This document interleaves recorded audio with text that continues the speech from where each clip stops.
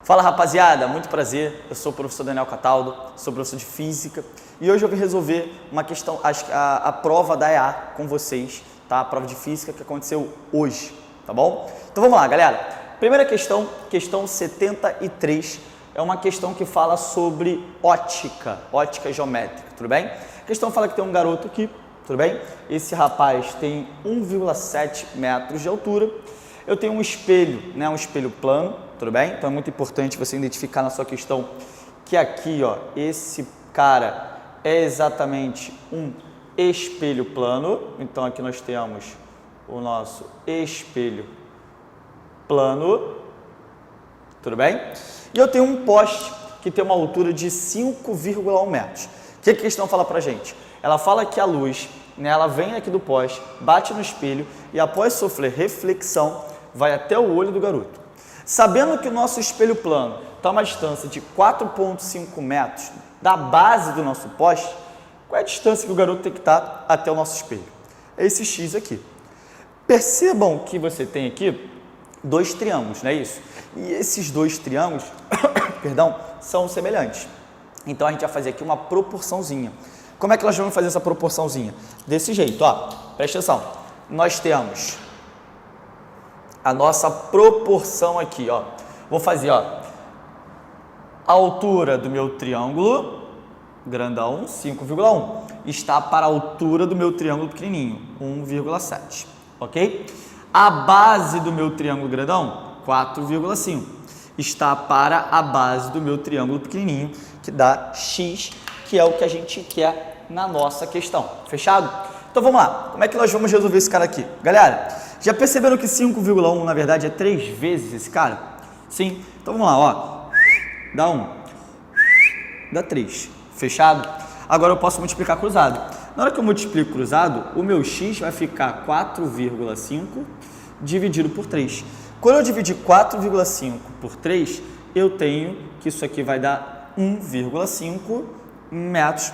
E aí, se a gente olhar na nossa provinha, eu vou pegar aqui a nossa provinha, a nossa questão 73 da prova da EA. Agora, nós vamos observar que o gabarito dessa questão é letra C, tudo bem? Então, aqui nós temos gabarito letra C nessa questão, fechado? Vamos para uma próxima. A próxima questão é a questão 74, que fala de um prisma, tudo bem?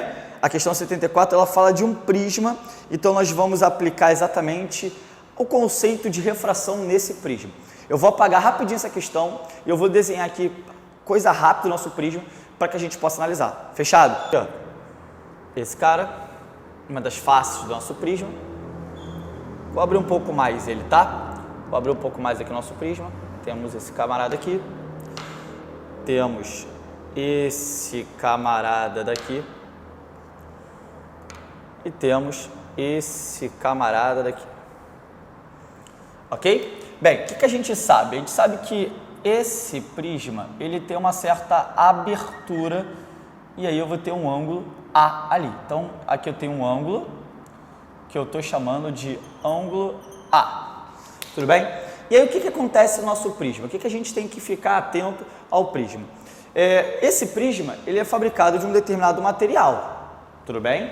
E aí, o que a questão está me fornecendo? Ela falou que esse prisma ele está imerso no ar. Então, eu sei que aqui é o A, aqui também é o A, aqui fora. E eu tenho na nossa questão que o índice de refração do nosso prisma, né, do material, é a raiz de 2. Ok? Então, como é que nós vamos agora resolver? O que eu vou entender aqui? A luz, ela chega, né, por exemplo, ela está chegando aqui desse jeito no nosso prisma. Então, aqui vem um raio luminoso, tem um raio de luz assim. Eu sei que essa luz, ela forma um ângulo de incidência com uma linha que nós chamamos de normal. Então, aqui nós temos a normal, né? A normal do nosso prisma. Tá lá, beleza?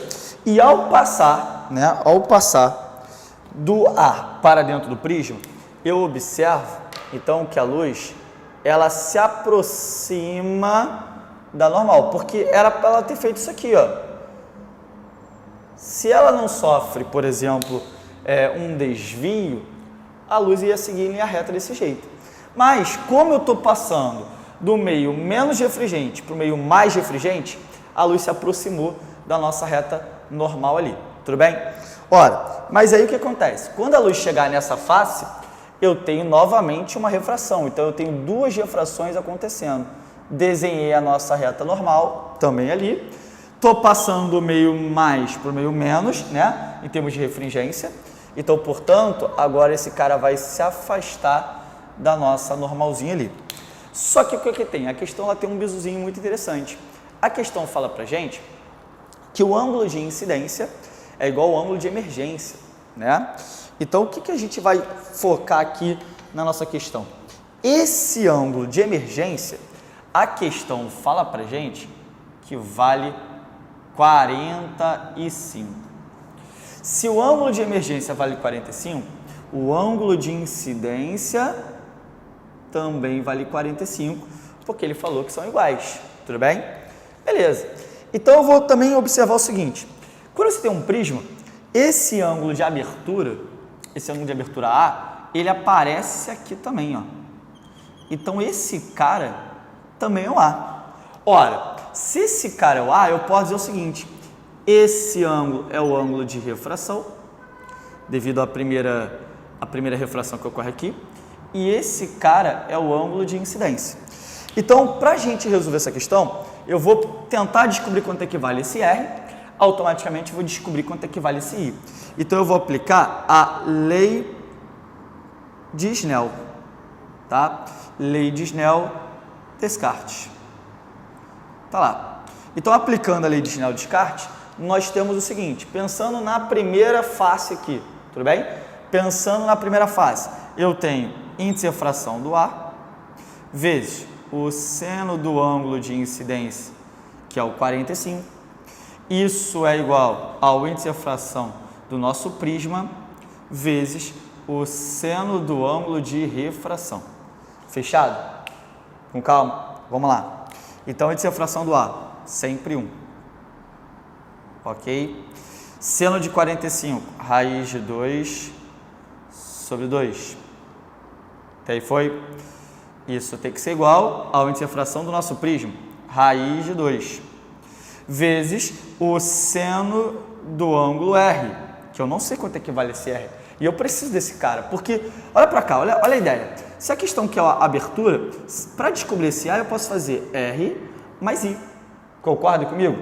Então, o que eu quero é, se eu quero descobrir quanto equivale esse ângulo, basta eu pegar esse ângulo Rzinho, que é o ângulo de refração, mais esse ângulo aqui, que é o ângulo de incidência. Se eu somo esses dois, eu tenho o A e mato a questão para vocês. Beleza?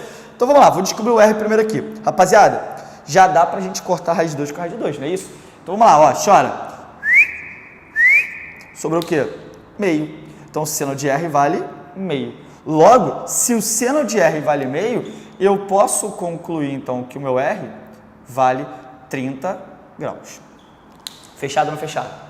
Todo mundo de boa? Então, já vou colocar lá, ó. Então, esse meu A aqui, que eu quero, já tenho 30, mas tá faltando um I ali. Eu preciso desse I. Como é que nós vamos encontrar esse I agora? Eu quero que você olhe para a figura que eu coloquei aqui. Cara, eu estou passando do A para o prisma. Do prisma para o A, eu tenho novamente uma refração. Esse ângulo é igual a esse. Então, esse cara tem que ser igual a esse. Fechado? Rapaziada, então aqui também vale 30. Então, 30 mais 30, eu tenho que o meu ângulo de abertura, o ângulo de abertura do nosso prisma, vale 60 graus. E aí, vou olhar aqui na nossa provinha, rapidinho, para a gente ver qual é a alternativa correta. Nós temos que o gabarito, né, dessa questão do prisma é letra... Deixa eu só pegar aqui a nossa provinha, coisa rápida.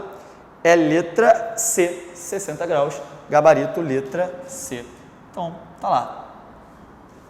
Foi até aqui? Tudo bem? Então, vamos continuar. Vou apagar aqui a nossa questãozinha. Nós vamos para a questão 75. Vamos ver do que se trata a questão 75, tá? Então, olhando aí a questão 75, eu tenho uma questão de lançamento, né? Lançamento vertical para baixo. Então, eu vou fazer um desenho aqui rápido para a gente tentar ilustrar o que ocorre, né, na nossa questão aí, o que a EA trouxe para a gente esse ano na questão 75. Então está aqui, por exemplo, o solo. Está aqui o nosso solo. Aí eu tenho, rapaziada, um corpo que está aqui. Esse corpo vai ser lançado, então ele vai ter essa trajetória que eu estou desenhando agora, tá? Então tem essa trajetória. Só que esse corpo vai chegar aqui embaixo com uma certa velocidade, que ele foi lançado, beleza? E a gravidade vai estar a favor, vai. Então esse cara vai ter uma certa aceleração. Então o que a gente pode observar, galera? Eu tenho aqui, olha para cá, eu tenho aqui uma velocidade inicial que eu não sei quanto é que vale. Eu não sei quanto é que vale esse cara.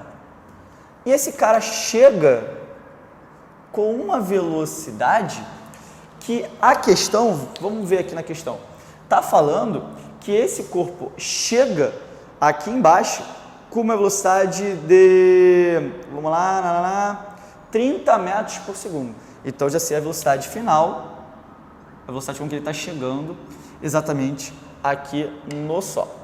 Outra coisa que a questão me forneceu é exatamente a altura, tudo bem? A questão me forneceu a altura. Então eu sei que a altura aqui, a altura é de 40 metros, tudo bem? E eu sei também que a gravidade, nesse caso, ela está a favor do nosso movimento. Então eu tenho a gravidade aqui a favor do nosso movimento. Bem, o que a questão está pedindo para você?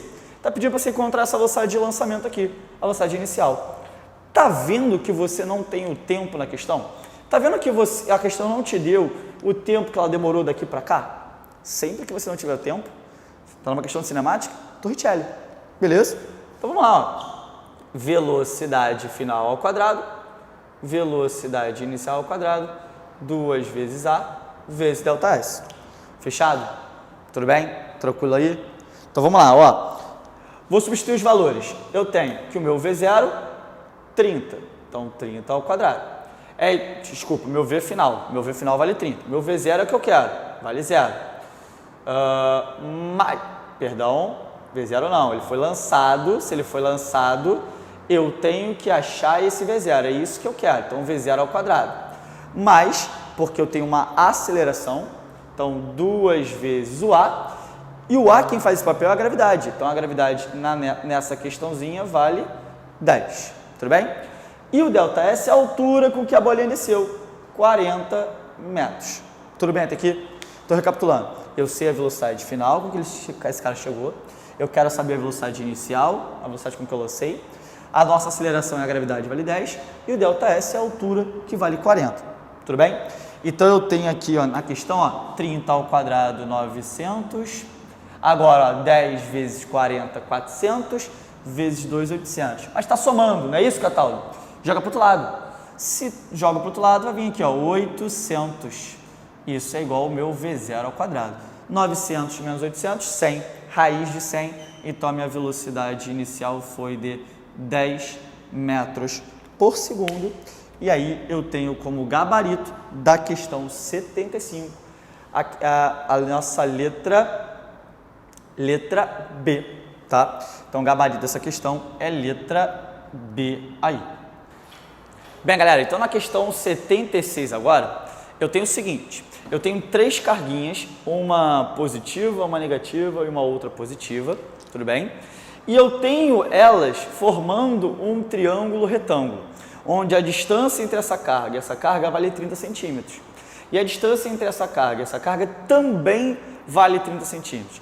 Toma cuidado que você já tem que começar a visualizar que as suas distâncias estão fora do sistema internacional e as minhas cargas, né, estão em micro. O que a questão pede? A questão pede para a gente descobrir a força resultante que eu tenho na carga negativa. O que você tem que se ligar? Vem para cá, olha para cá, olha para cá, olha para cá, olha para cá, vem. Essa carga positiva com essa carga negativa, eu tenho uma atração.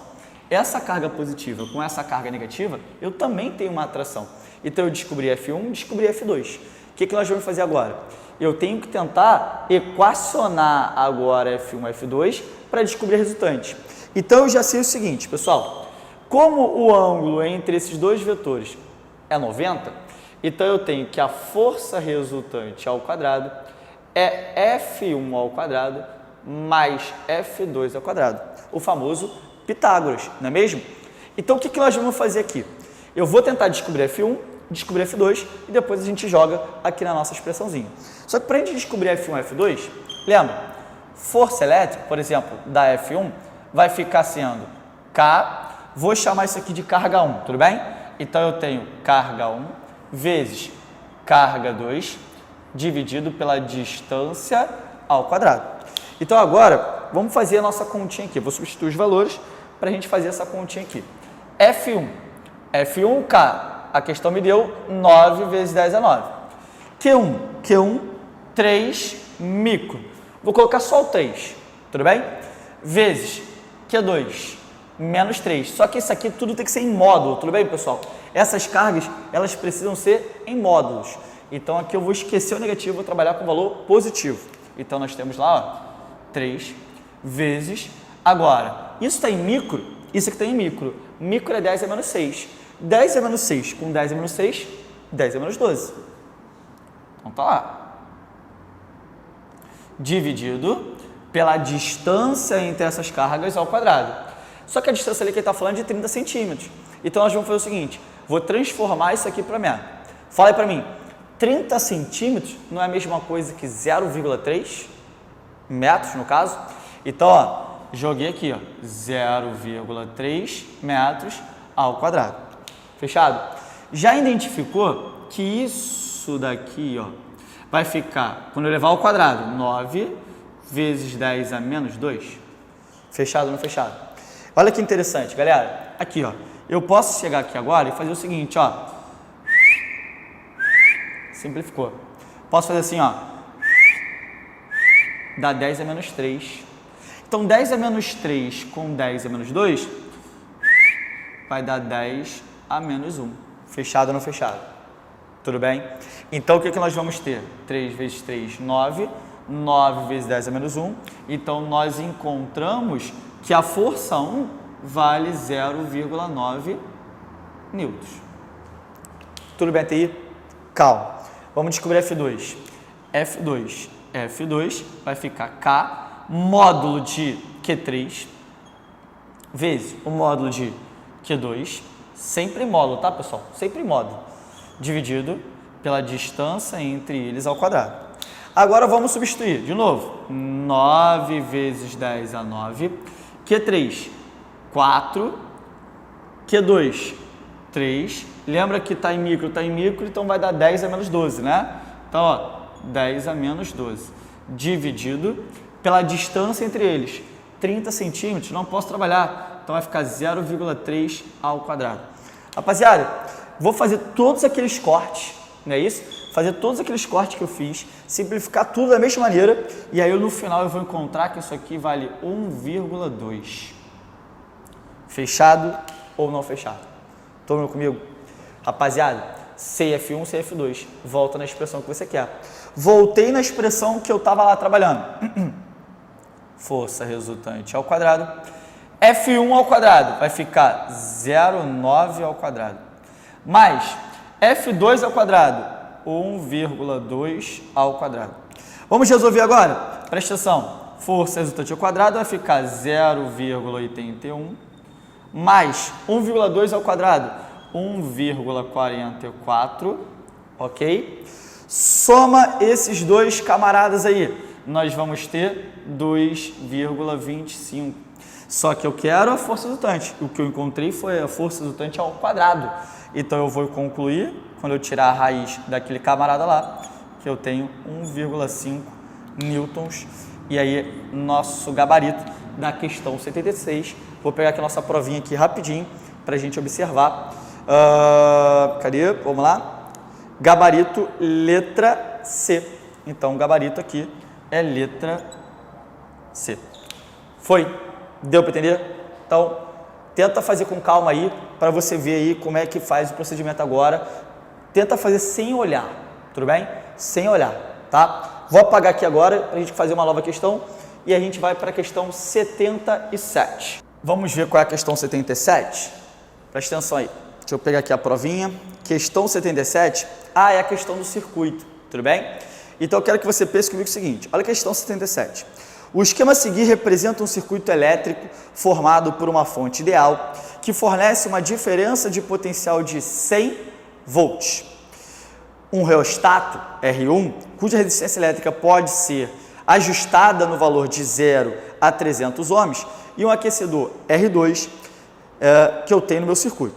Sabe-se que um reostato na posição 0 ohms, o aquecedor gera calor e consome do circuito 100 watts de potência elétrica, ok? Com base nesses dados, pode-se afirmar corretamente que se o reostato estiver na posição de 50% de sua resistência, o aquecedor irá consumir tantos watts do nosso circuito. Observação, considere que o reostato e o aquecedor são resistores ôhmicos, beleza? São resistores que valem a primeira lei de Ohm. Então eu quero que você pense comigo o seguinte, vamos lá, presta atenção. Se o meu R1, que é o nosso reostato, não tiver resistência, a questão fala para você que a potência do aquecedor é de 100. Então dá para você descobrir a resistência do aquecedor. Como? Aqui, ó, potência é o ao quadrado sobre a resistência do aquecedor, que é o R2. Fechado?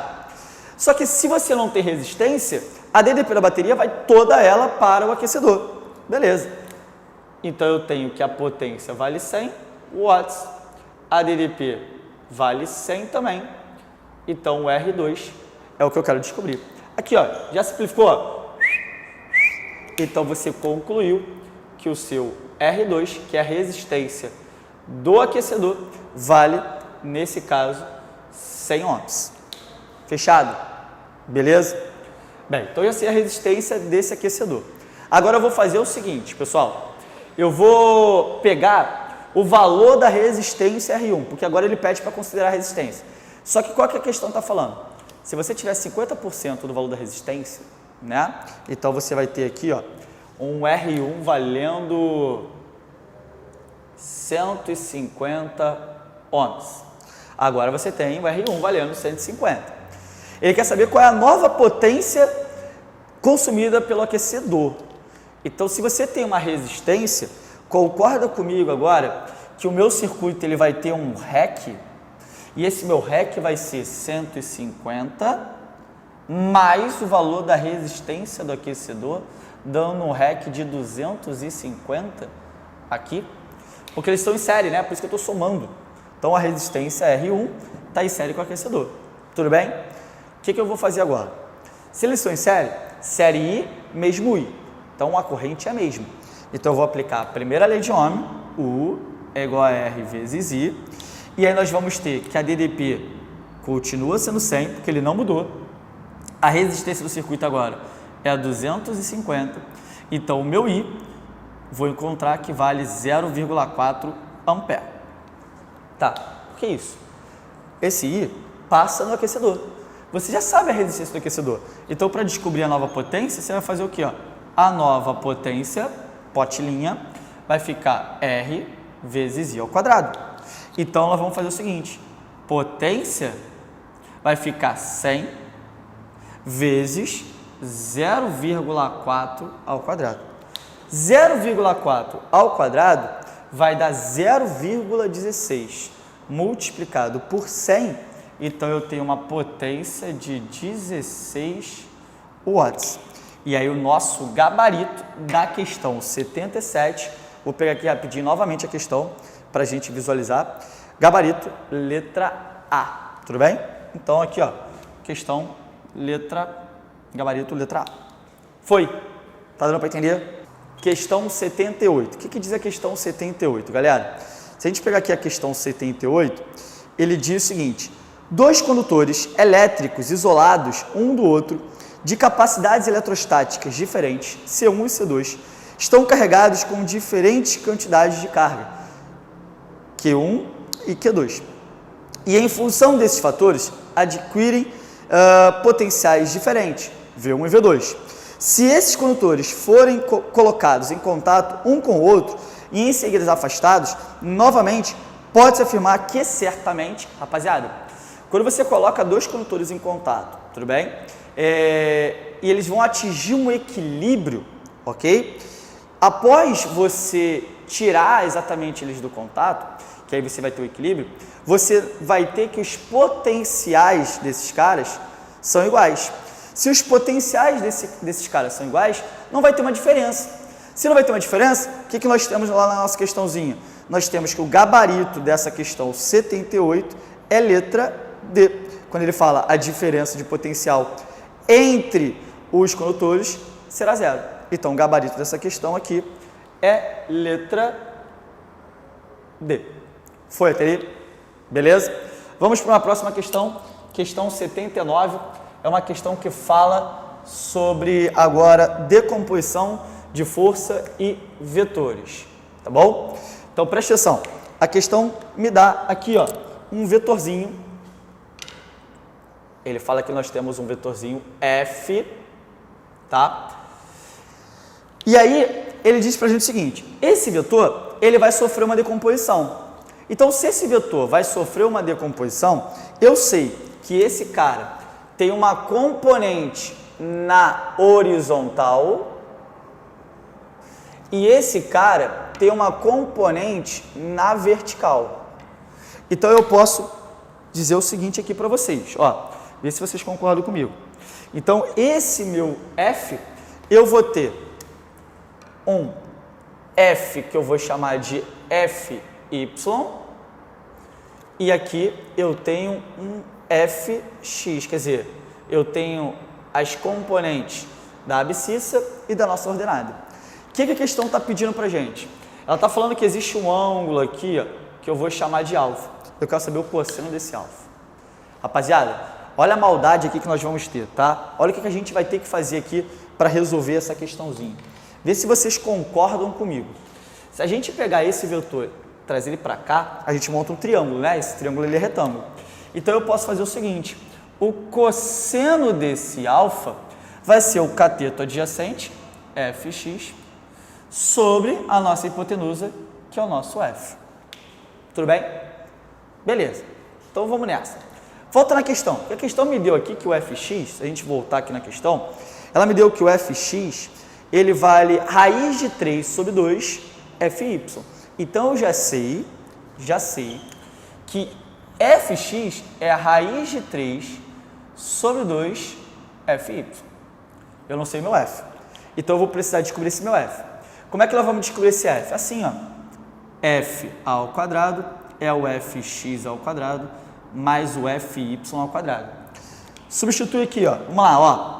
F ao quadrado vai ficar raiz de 3 sobre 2 Fy, perdão, aqui, ó, tem que colocar tudo, né? Tudo elevado ao quadrado. Então, ó, Fy, tudo isso ao quadrado, mais Fy ao quadrado. Então, resolvendo essa parte aqui, ó, F ao quadrado, raiz de 3 ao quadrado, 3, 2 ao quadrado, 4, e eu fiquei com Fy ao quadrado mais Fy ao quadrado. Fazendo rapidamente uma continha aqui, ó, 4 vezes 1, mais 3, então eu tenho 7 sobre 4 Fy ao quadrado. Então, meu F ao quadrado dá isso. Vou tirar a raiz desse cara. Então, o meu F vai ficar raiz de 7 sobre 2 vezes Fy.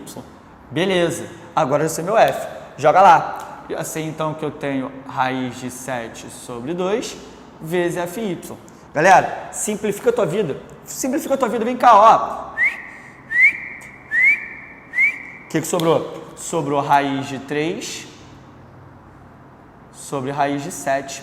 E tem raiz embaixo, não pode, né? Então, eu vou fazer o seguinte. Multiplica em cima e embaixo por raiz de 7. Então, você vai ter raiz de 21 sobre 7. E aí, quando a gente olhar na nossa provinha, nós temos que o gabarito dessa questão, a questão 79, é letra C, tá? Então, o gabarito aqui, letra C. Vamos lá. A questão 80, vamos ver o que diz a questão 80 aqui. A questão 80 é uma questão que fala sobre o princípio de Stevens, né? Pressãozinha ali. Ele fala assim, A figura representa dois vasos comunicantes, em que há dois líquidos immiscíveis e em repouso. A parte superior de ambos os vasos é aberta e está sujeita à pressão atmosférica. Os pares de pontos AB, CD, EF, GH pertencem às diferentes retas paralelas à horizontal. Pode-se afirmar corretamente que as pressões nos pontos são iguais, são diferentes, enfim. O que nós vamos ter? O que você precisa lembrar, rapaziada? O que o princípio de Steve, nos diz? Se você tiver uma reta horizontal, dois pontos nessa mesma reta e no mesmo fluido, as pressões são iguais. Então, se você olhar aí na sua prova, entre o A e o ponto B, o ponto A e o ponto B, eu tenho simplesmente fora do nosso líquido aí, Eu tenho elas no ar, então a pressão em A e a pressão de B são iguais que a pressão atmosférica. No ponto C e no ponto D, eu já tenho fluidos diferentes, já não posso dizer que essas pressões são iguais.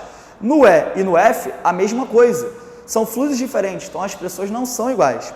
Mas no G e no H, eles estão na mesma linha horizontal, então eles vão ter as mesmas profundidades e, consequentemente, se a gente olhar a nossa figura, eu tenho o mesmo fluido. Portanto, as pressões são iguais em G e H, ok? Se as pressões são iguais em G e H, nosso gabarito é letra C, tudo bem? Então, o gabarito da questão 80 é letra C. Fechado? Fala, galera, beleza? Professor Valentim aqui. Vamos continuar esse gabarito aí da prova da EAR. Bom, questão 81 diz o seguinte: um sistema de freio é composto de uma tubulação na horizontal, tá? Preenchida com um fluido homogêneo incompreensível. Nesse sistema, em uma das extremidades, está um êmbolo com seção transversal de diâmetro D1 e na outra, um êmbolo com seção transversal de diâmetro D2. Pessoal, o cara fez isso aqui, ó. Grosseiramente falando, é isso aqui, ó. Um êmbolo aqui, um êmbolo aqui. Aqui você tem um líquido. Aqui você tem um líquido que é incompreensível, um líquido ideal, ó. Show de bola. Aí ele diz o seguinte: uma força de módulo F1 é aplicada pelo motorista sobre a seção de diâmetro D1. Resulta em uma outra força maior e de módulo F2 aplicada sobre a seção do diâmetro D2. Então, olha só, ele faz uma força F1, isso gera uma força F2, tal que o F2 ele é maior que o F1. Isso é dado da questão, beleza, pessoal? Bom, o sistema de freios não possui vazamento e funciona a uma temperatura em que não há formação de bolhas no fluido. Logo, considerando o instante inicial em que F1 é aplicada e o fluido ainda em repouso, para que o sistema de freio funcione como descrito, pode-se afirmar corretamente que, pessoal, quando você faz uma força em um dos lados, eu não sei qual é o D1, qual é o D2. Você está aplicando o princípio de Pascal. Esse princípio me diz que quando uma pressão ela é feita em um fluido, ela se transmite integralmente para todos os pontos. Em outras palavras, eu posso falar que a pressão do lado 1 é igual à pressão do lado 2. Tranquilo isso? Só que pressão, eu posso escrever a pressão como sendo força sobre área. Então, pressão 1 é força 1 sobre área 1, pressão 2, força 2 sobre área 2. Tranquilo? É dado na questão que F2 é maior que F1. Galera, isso aqui é uma razão, ó. F1 a 1, F2 a 2. O F2, ele é maior que o F1. Para manter a igualdade, então o A2 tem que ser maior que a 1. Se o F2 é maior que o F1, com certeza, a área 2, ela tem que ser maior que a área 1, para você manter a igualdade. Só que olha só, ele está pedindo, na verdade, sobre o diâmetro. O que eu posso falar sobre o diâmetro, galera? Problema nenhum. Se a área 2 é maior que a área 1, eu garanto para você que o diâmetro 2 é maior que o diâmetro 1. Para que ele tenha maior área, beleza? Só que, olha as alternativas. Letra A, D1 deve ser menor que D2. Letra B, D2 deve ser... Ó, cuidado, o D2 tem que ser maior que o D1. Então, na verdade, o D1 ele tem que ser menor que o D2. Se D1 é menor que D2, gabarito é letra A. Tranquilo? Show de bola. Vamos para a próxima. Questão 8.2.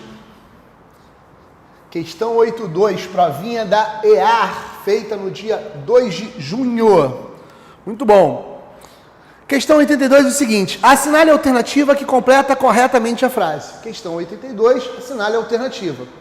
Aí ele diz o seguinte: durante o fenômeno da refração, uma onda eletromagnética, ao passar de um meio de propagação para outro, com velocidade menor, a onda refratada, blá, blá, blá, blá, blá, blá, blá, blá. Aí você tem que completar. A gente está falando de refração, tudo bem? Lembra sempre o seguinte: refração, a frequência não muda. Então, como eu sei que o V é igual a lambda F, se essa frequência não muda e a velocidade, cadê a velocidade aqui? A velocidade vai ficar o quê? Ele vai para uma velocidade menor, a velocidade vai ficar menor. Se a velocidade vai ficar menor e a frequência não muda, é porque o comprimento de onda vai ficar menor. Tudo bem ou não, pessoal? Então, eu já sei que o comprimento de onda é menor. Se ele diminui o comprimento de onda, já dá para eliminar duas alternativas. Beleza. Agora, e a fase? Inverte ou não inverte? Pessoal, a fase só inverte quando você tem uma reflexão. E assim mesmo, não é em todo caso de reflexão que a fase inverte. O pulso refratado, ele nunca inverte a fase. Ele sempre vai manter a fase da onda incidente. Então aqui eu tenho não inverte a fase e diminui o comprimento de onda. Então gabarito letra, não inverte a fase, diminui, letra C. Beleza? Muito bom, 83.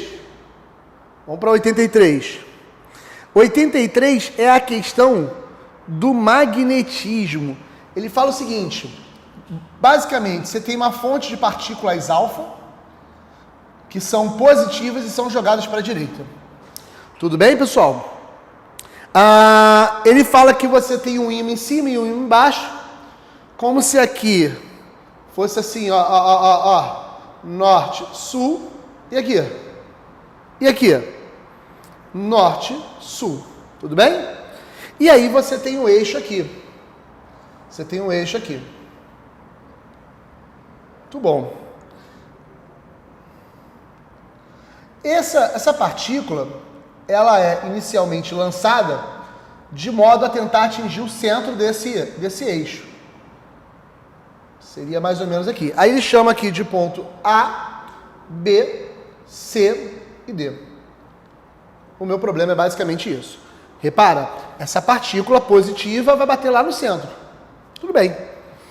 A pergunta é a seguinte: quando essa partícula passar pelo campo magnético, onde que ela vai bater? Caramba! Vamos lá, galera. Primeira coisa, você tinha que perceber o seguinte, que aqui existe um campo magnético apontando para cima. Tudo bem? Esse campo magnético sai do norte e entra no sul. Então ele é um campo apontando para cima. A partícula vai desviar porque vai haver uma força magnética. E para você descobrir para onde está a força magnética, você pode usar a regra da mão esquerda. Lembra? Faça bom vestibular. Pessoal, o campo está para cima. O campo está para cima. Beleza? O meu indicador sempre na direção... Ó, indicador. Lá. Indicador. Direção do campo. Tudo bem? O meu dedo médio na direção da velocidade. Então, ó, indicador na direção do campo, dedo médio na direção da velocidade. Para onde está meu polegar? Meu polegar está para fora. Então, essa partícula vai receber uma força para fora. Galera, se ela estava vindo, olha aqui, ó, bonitinho, para bater aqui no centro, e ela recebeu uma porrada para fora, ela vai atingir o ponto C. Tudo beleza? Tranquilo? Então, o gabarito dessa questão, 83, letra C. Show de bola? No estudo da ótica, a miopia, a hipermetropia e a presbiopia são considerados defeitos de visão. Então, na 84, ele está falando de defeitos de visão. Miopia, hipermetropia e presbiopia. Galera, tem um macete muito legal para isso. Aquela piada super sem graça que você já deve ter aprendido com toda certeza. Você lembra da piadinha de por que o indivíduo míope não pode ir ao zoológico? Por que o indivíduo míope não pode ir ao zoológico? Por quê? Porque a lente dele é divergente, não de ver animais. Eu não estou te vendo, mas você está rindo, eu sei disso. Então, presta atenção. A miopia, ela é corrigida com lente divergente. Muito bom. A hipermetropia, que é o contrário, a hipermetropia, que é o contrário, ela tem que ser corrigida com lente convergente. Se você lembrasse desses dois, tu já matava a questão. Tá? Já matava, eliminava as alternativas e matou. Só que aí tem presbiopia, presbiopia. Galera, presbiopia, ela pode ser corrigida, ou pelo menos amenizada, com lente convergente. O certo, inclusive, seria lente bifocal. Mas nas opções não fala de lente bifocal, então a mais adequada é lente convergente. Isso não é uma questão passível de anulação, porque está de acordo com as bibliografias que o concurso normalmente utiliza, tá? Muito bom, vamos para a próxima. 85. Pô, 85 é legal, hein? Muita gente estava fazendo conta, muita gente fazendo conta. Precisava fazer conta, Valentim? Você pode fazer conta. Você pode fazer conta. O movimento de rotação de uma polia de raio 20 centímetros, então isso aqui tinha raio 20 centímetros, né? É transmitida a outra de raio 5. Transmissão de movimentos. Eu giro uma polia e ela vai afetar a outra, tudo bem? Beleza. Como a polia maior gira com 400 o quê? 400 RPM, 400 rotações por minuto. A pergunta é a seguinte, qual é a frequência da polia menor? Galera, como é que você pode resolver esse tipo de questão? Uma saída para isso é falar o seguinte, para esse tipo de questão, a velocidade linear do primeiro é igual à velocidade linear do segundo. Velocidade linear, não angular, é linear. Só que eu sei que a velocidade linear, ela pode ser escrita como sendo 2π f r. 2π f r. Tudo bem ou não? Velocidade linear. O 2π de um lado com 2π do outro corta. Então fica frequência 1, raio 1, frequência 2, raio 2. Tudo bem? Frequência 1 são de 400 RPMs. Raio 1, 20. Aliás, na verdade, é isso mesmo, raio 20, não é diâmetro não, é raio. Frequência 2 eu não sei, só que o raio da 2 ela é quanto? O raio da 2 vale 5. Galera, simplificando aqui, por 5 vai dar 1, por 5 vai dar 4. 4 vezes 400, frequência 2 igual a 1.600 Hz. Gabarito letra A, cravou a questão. Por que eu estou te falando de não fazer conta? Porque tu tem um jeito também mais rápido de fazer isso.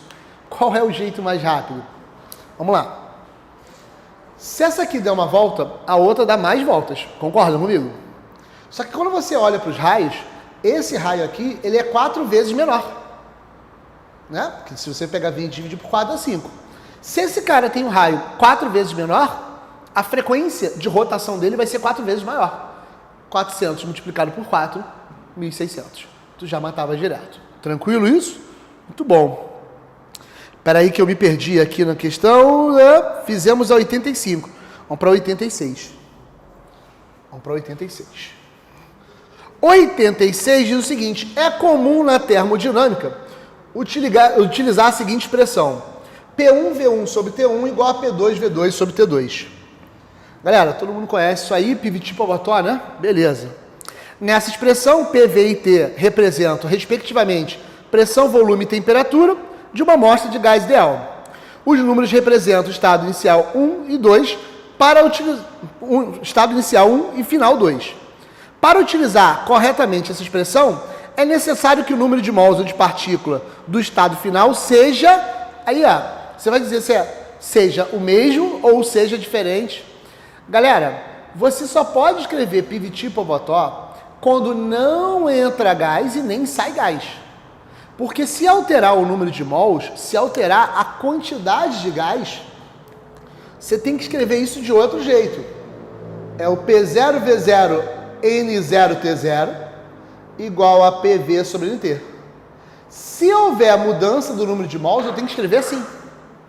Então, se ele está escrevendo P0V0 sobre T0 igual a PV sobre T, ele está cortando esse cara aqui. Então, quer dizer que o número de mols é o mesmo. Tudo bem? Cá entre nós, a maioria das questões considera que não há mudança na quantidade de gás. Ou seja, que o número de mols se mantém. Por isso que na maioria das questões, você resolve por Pivot-Povató, tá? Mas existe um grupo de questões em que tem saída de gás, tem entrada de gás, e aí eu tenho que considerar pelo número de mols. Ou seja, para completar a primeira lacuna, teria que ser o mesmo.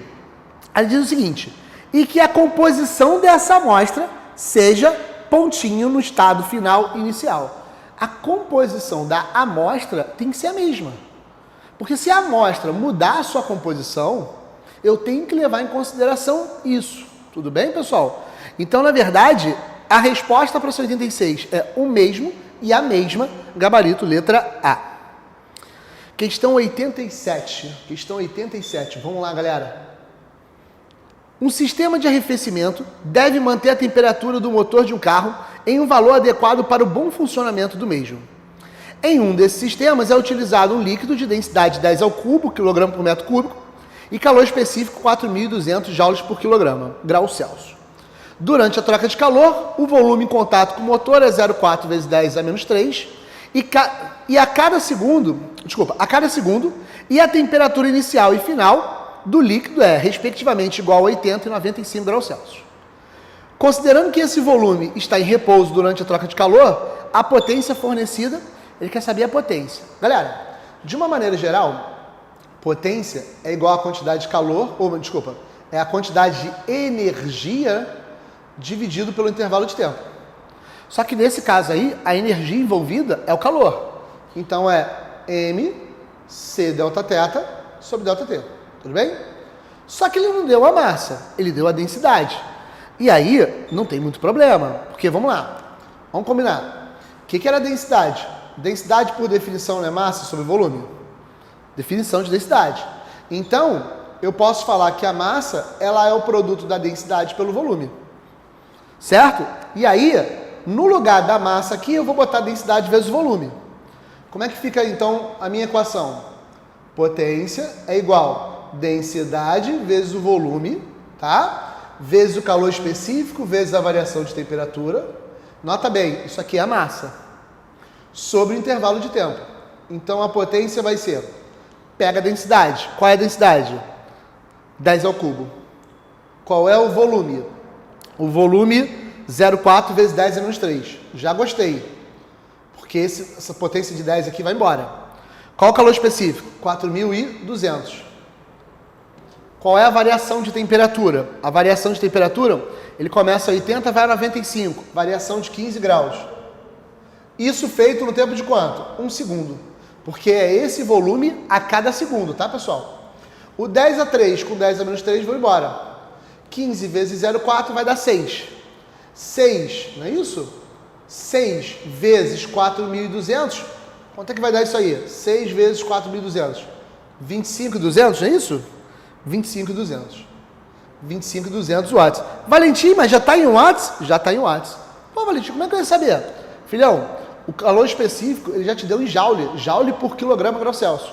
Joule por segundo é watts, tá? Então, na verdade, essa questão aí, o gabarito vai ser letra B de bola. Legal? Vamos para a 88. Vamos lá. Assinale a alternativa que completa corretamente a frase. No estudo da ondulatória, de acordo com o princípio de Huygens, cada ponto de uma frente de onda pode ser considerado como uma nova fonte de ondas secundárias. Portanto, pode-se afirmar corretamente que as novas fontes secundárias possibilitam que onda formada, bababá. Pessoal, a onda vem, passa por um obstáculo, cada ponto da onda se comporta como se fosse uma nova onda, tudo bem? Uma onda secundária, e aí ela se espalha, beleza. Agora, o que ele quer saber nessa questão, que eu acabei de perder, por sinal, achei, é o seguinte: as novas fontes secundárias, né, possibilitam que a onda, letra A, tenha o seu comprimento de onda alterado? Não, porque o que acontece? O que vai alterar o comprimento de onda é se ela sofrer um fenômeno chamado de refração. Não é isso que está rolando, tá? Letra B, contorne obstáculos no fenômeno da difração? Exatamente isso. As ondas vêm, ó, bonitinhas as ondas, ó, frente de onda. Aí tem um obstáculo aqui. Obviamente, para ela passar, tem que ter uma fenda aqui, certo? Aí quando ela passa por aqui, ó, cada parte se comporta como uma nova onda. Então, se o raio de onda estava assim, agora você vai ter isso aqui, ó o raio de onda. Beleza? Isso aqui faz com que algumas regiões sejam alcançadas por conta dessa capacidade que a onda tem de contornar. Capacidade que a onda tem de contornar o obstáculo é chamado de de fração. Isso é muito comum de cair na prova da EA, tudo bem? Espero que você tenha acertado até aqui. Vamos para a próxima. Bom, galera, continuando. Questão 8.9. 4 molas ideais, A, B, C e D, de constantes respectivamente 20, 40, 2.000 e 4.000 newtons por metro, estão presas separadamente ao teto de um laboratório por uma de suas extremidades. Dentre as molas, determine aquela que, ao ser colocado um corpo de massa 40 kg na sua extremidade, sofre uma deformação de exatamente 20 centímetros. Considere que a gravidade local é igual a 10 e que as molas obedecem à lei de Hooke. Então vamos lá, galera. Presta atenção aqui, não tem muito mistério não. O que eu vou fazer? F igual a Kx. Se ele vai equilibrar um corpo de massa 40, é porque esse F tem que ser igual ao peso. Então, K vezes X, esse X é deformação, 20 centímetros, 20 sobre 100 metros, tudo bem, pessoal? Peso é o quê? Massa vezes gravidade. Massa 40, gravidade 10. Show de bola. Então, olha aqui, ó, esse 0, por 20, né? Isso aqui vai dar 1, por 20 aqui vai dar 2. 2 vezes 10, 20. 20 vezes 100, você vai ter que o K, ele vai ser 2.000 newton por metro. Se o K é 2.000 newton por metro, olha lá nas constantes. Só pode ser a mola C. Tudo bem? Beleza, muito bom. Vamos para 90. No sistema apresentado na figura, tem-se 2 corpos A e B ligados por um fio ideal, sendo que a massa do A é 20. Então vamos lá, o sistema na 90, ele na verdade é uma coisa desse tipo aqui. Eu tenho aqui um corpo B, tá legal? Eu tenho um fio, uma roldana, eu tenho aqui um corpo A. É isso aqui. Só que ele me diz o seguinte, que a massa do A vale 20 kg, tá bom, pessoal? Bom, quando o sistema é abandonado, a partir do repouso, a base do corpo A leva 5 segundos para tocar o solo. Então, olha só, você tem o solo aqui, ele diz aí na questão que essa altura vale 25 metros, tá, pessoal? Então, ele demora 5 segundos para chegar aqui embaixo. Show de bola.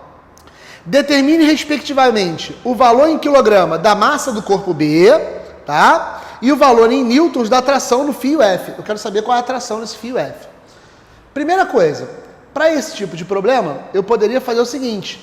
Eu poderia falar que isso é uma coisa só, tá? E o que está puxando essa coisa só é o peso de A. Então seria o seguinte, o peso de A seria a força resultante para o sistema.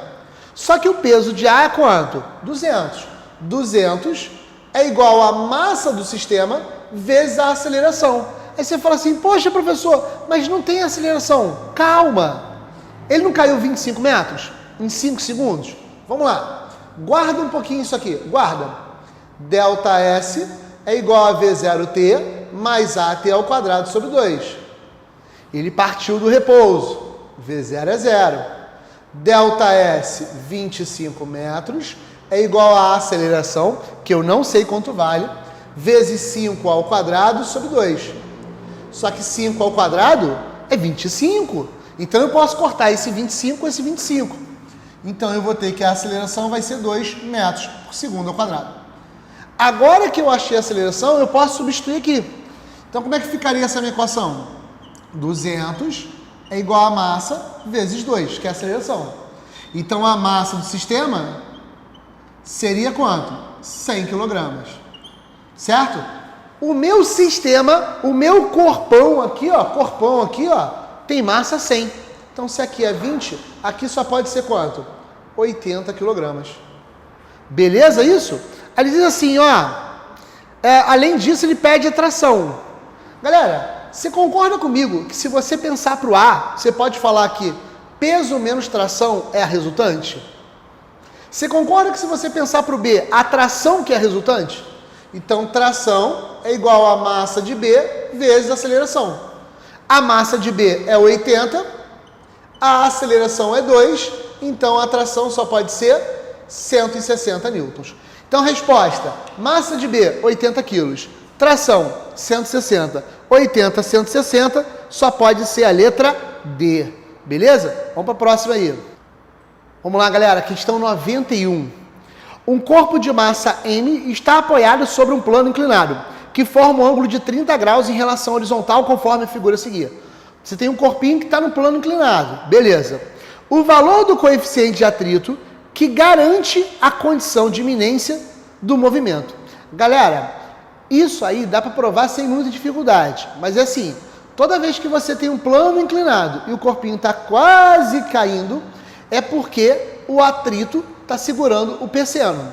Você não precisa saber disso, você pode falar o seguinte, que o coeficiente de atrito ele é igual à tangente de θ. Valentim, e se eu não soubesse isso na prova, Valentim, eu ia errar? Não, você pode marcar as forças. E quando você marcar as forças, você vai chegar à mesma conclusão, tudo bem? Então, o coeficiente de atrito, nesse caso, ele é igual à tangente de inclinação, que é 30 graus. Ou seja, o μ vai ser raiz de 3 sobre 3. Essa é a resposta. Raiz de 3 sobre 3, gabarito letra D. Muito bom. Próxima questão, 92.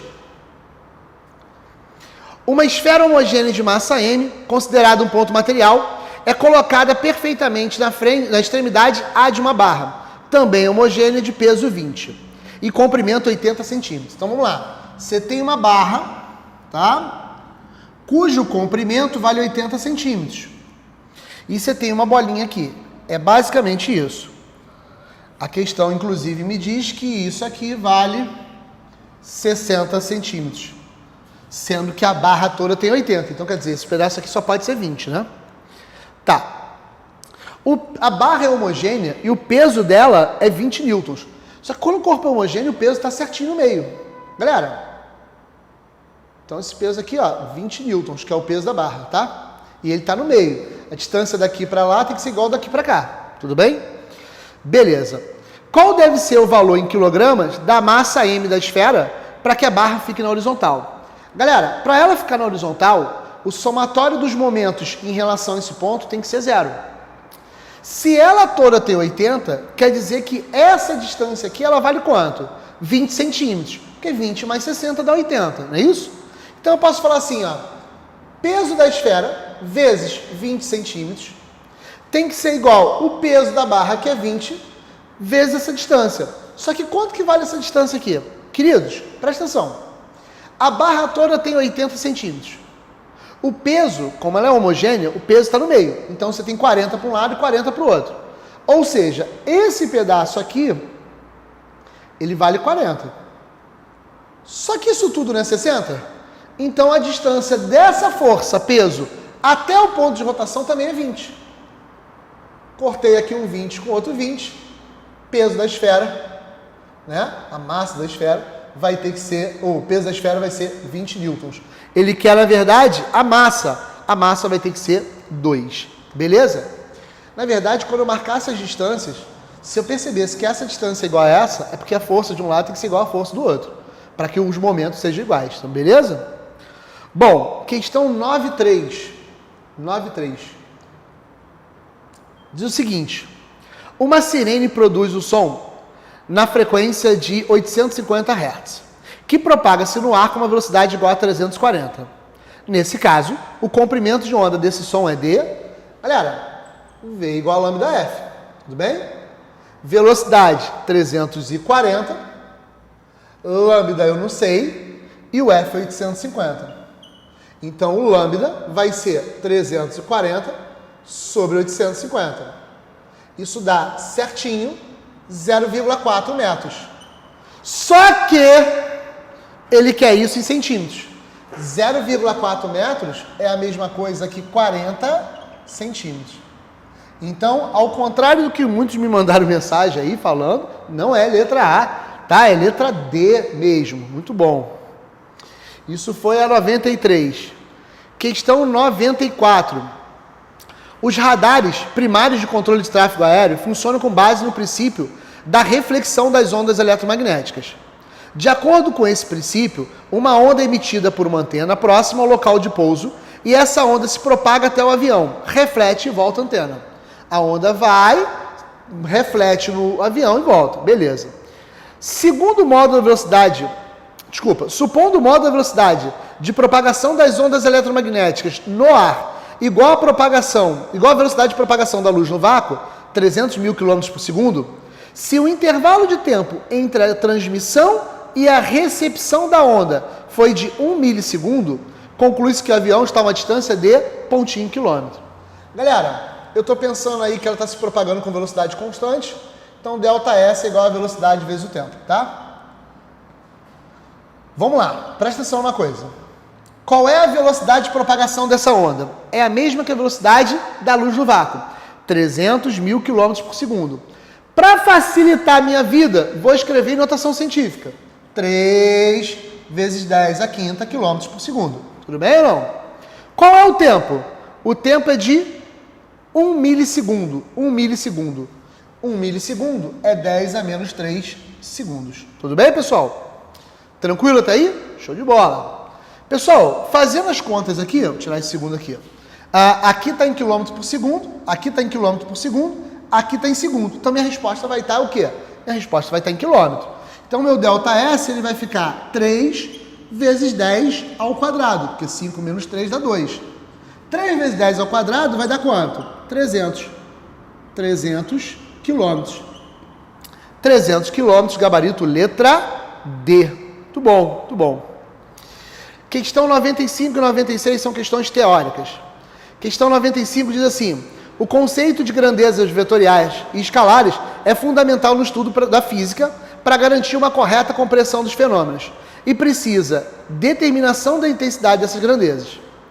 E a precisa determinação da intensidade dessas grandezas. Dentre as alternativas a seguir, assinale aquela que contém, do ponto de vista da física, apenas grandezas escalares. Grandezas escalares são aquelas que ficam perfeitamente definidas com o quê? Módulo e unidade. Você não precisa falar para onde, você não precisa falar direção e sentido. Letra A, massa, peso e tempo. Peso não é escalar, peso é vetorial. Ele tem módulo, direção e sentido. Então, letra A está fora. B, potência, comprimento e força. Força é vetorial, tá? C, intensidade da corrente, temperatura e velocidade. Velocidade é vetorial. D, intensidade da corrente, potência mecânica e, acho que é temperatura. Temperatura. Realmente, esse caso aí, todas elas são escalares, beleza?